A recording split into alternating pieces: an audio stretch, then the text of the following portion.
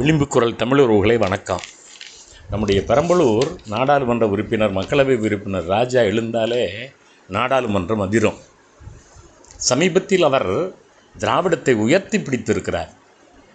பெரம்பலூரில் பட்டியலினத்தில் கடைகோடியில் கிடந்த இந்த மனிதன், எங்கள் முன்னோர்கள் பஞ்சம் பிழைப்பதற்காக சென்றார்கள் இலங்கைக்கு. இன்றைக்கு நான் இந்த நாடாளுமன்றத்தில் உரையாற்றுகிறேன்.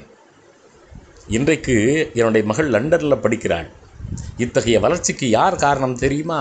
தமிழகத்தில் திராவிடம் செய்த மாற்றம், தந்தை பெரியார் செய்த பணி, அறிஞர் அண்ணா செய்த பணி, கலைஞர் கருணாநிதி செய்த பணி என்று திராவிடம்தான் பட்டியலினத்தை உயர்த்தியது, பிற்பட்ட மக்களை உயர்த்தியது.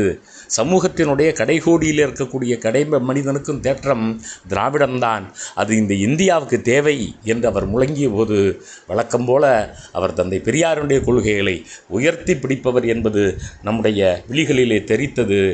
ஐயா ராஜா அவர்களுடைய பணி தொடர்க. நன்றி.